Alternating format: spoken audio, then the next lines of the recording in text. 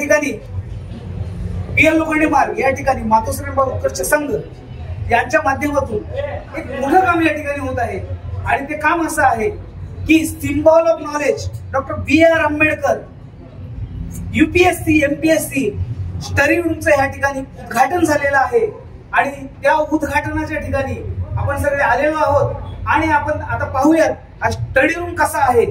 तर हा study room अतिशय म्हणजे 4-5 वर्ष मेहनत करून या संपूर्ण टीमने या ठिकाणी बनवलेला आहे आणि अतिशय म्हणजे डॉक्टर बाबासाहेब आंबेडकरांचं जे स्वप्न आहे, जे स्वप्न की आपल्या समाजातून UPSC MPSC असे सर्व एक्झाम्स देऊन मोठ्या प्रमाणावर या ठिकाणी अधिकारी निर्माण झाले पाहिजे होते, हे जे काय डॉक्टर बाबासाहेब आंबेडकरांचं स्वप्न आहे, हे स्वप्न ज्या टीमने पूर्ण केलेलं आहे, आपण सर्व त्या टीमला आता भेटणार आहोत।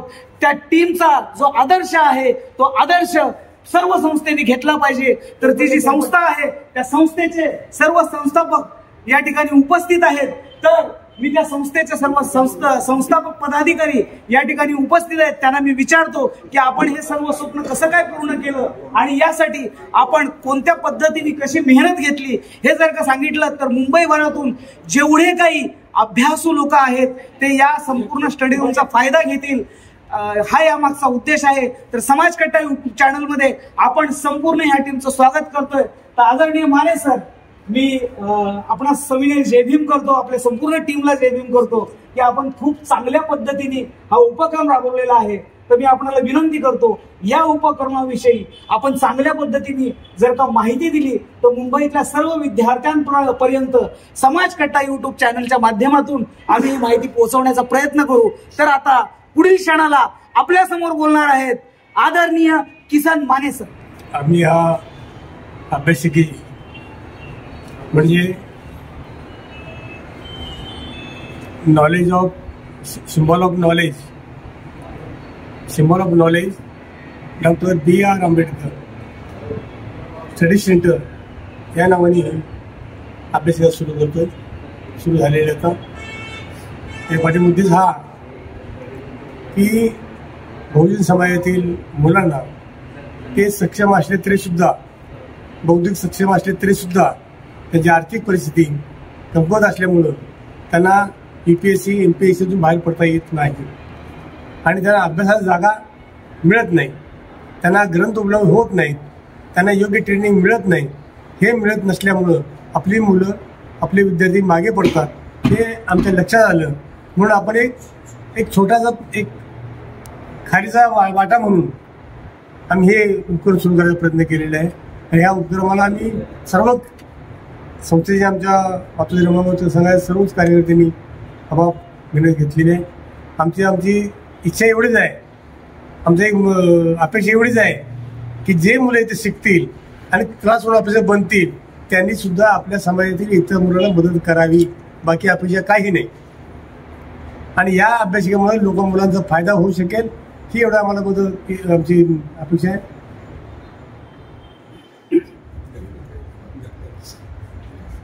तर या संस्थेचे आणखी एक संस्थापक अशोक जगतापजी या ठिकाणी आहेत। तर जगताप सर, आपणही जरा सविस्तर बोलला तर बरं होईल।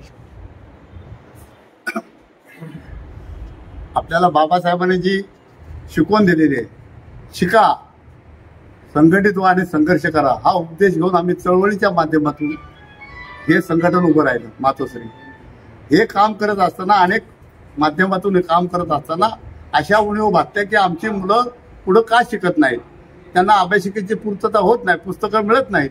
अशा परिस्थितीत संघाने विचार केला आणि संघाने हा विचार केला की आता आपण काहीतरी ह्या वास्तूचा उपयोग करावा आणि आम्ही बैठकीमध्ये ह्या वास्तूचं पुनर्वसन कसं होईल, कसं पद्धतीनं लोकांपर्यंत पोहोचू, अशा पद्धतीची अभ्यासिका असावी अशी भावना ठेवून ही अभ्यासिका तयार केलेली आहे। आणि या अभ्यासिकेला सर्व झोपडपट्टीच्या लोकांनी, गरीब जनतेच्या मुलांनी याचा पूर्ण लाभ घ्यावा ही आमची भावना राहील। एवढं बोलून माझं थांबतो। या ठिकाणी संस्थेचे अध्यक्ष बबन कांबळे आहेत, तर ते देखील आपलं मनोगत व्यक्त करतील। मी तुम्हाला सांगतो की मी 8वी शिकलेलो पोरगा आहे आणि माझी अशी इच्छा आहे की मी या संघाचा अध्यक्ष कमीत कमी 15-16 वर्ष झाली आणि माझी एक इच्छा आहे, असं वाटतं की आपल्या झोपडपट्टीतला मुलगा जास्त शिकला पाहिजे, कलेक्टर झाला पाहिजे, IPS झाला पाहिजे. आणि या दृष्टीनं मी माझ्या जे अंगात ताकद आहे तेवढं मी जीव तोडून काम करतो. आणि माझ्या समाजामधली सगळी मुलं मोठी कलेक्टर किंवा IAS ऑफिसर होईल ही माझी इच्छा आहे. म्हणून मी मातोश्री संघाच्या वतीनं जास्तीत जास्त काम करायचा प्रयत्न करीन. जय भीम. तर हे होते मातोश्री रमाबाई उत्कर्ष संघाचे सर्व पदाधिकारी. मी संपूर्ण मुंबईतील जनतेला या ठिकाणी आव्हान करतो की आपण जास्तीत जास्त या अभ्यासिकेचा फायदा घ्यायचा आहे. या संस्थेचे आणखी एक पदाधिकारी आणि माझे सहकारी नामांतर लढ्यातील उपोषण करते पोपट कांबळे या ठिकाणी हजर आहेत. तर पोपट कांबळे हे देखील आपलं मनोगत व्यक्त करतील. या ठिकाणी संस्थेच्या वतीनं जो हा उपक्रम पुढची दूरदृष्टी ठेवून हा उपक्रम राबवलेला आहे. हा दृष्टिकोन यासाठी राबवण्यात आला आहे की आमची जी पिढी आहे ती स्लम एरियामध्ये वाढली.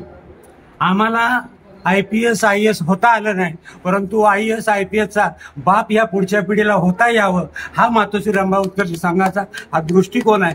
आणि ही दूरदृष्टी ठेवून आम्ही हा म्हणजे उपक्रम या ठिकाणी सुरू केलेला आहे. यापूर्वी सुद्धा संस्थेच्या वतीनं हा अभ्यासिकेचं का मनात आलं तर यापूर्वी औरंगाबादला एक मुलगी, तिला शिक्षणासाठी पैसा नव्हता आणि तो अर्ज या मातोश्रीला आला आणि त्यांनी सांगितलं की मुलीला पुण्याला 25,000 रुपये भरायचे आहेत.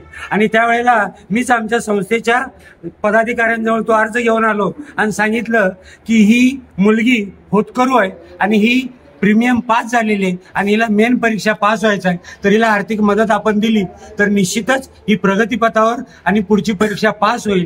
आणि असं झालं की बाबासाहेबांच्या या चळवळीमुळं ती मुलगी ज्यावेळी MPSC पास झाली ती पहिल्या क्रमांकानं पहिल्या रँकमध्ये पास झाली. आणि त्यावेळेपासून आम्हाला असं वाटलं की या स्लम एरियामध्ये सुद्धा आम्ही आमच्या डोळ्यानं IAS IPS कलेक्टर IARS होणारा एखादा तरी विद्यार्थी पाहावा. आमच्या या लोकांना जरी होता आलं नाही तरी त्या डॉक्टर, इंजिनियर, IAS IPS यांचा बाप होताना आम्हाला इथं पाहायचं आहे एवढीच अपेक्षा.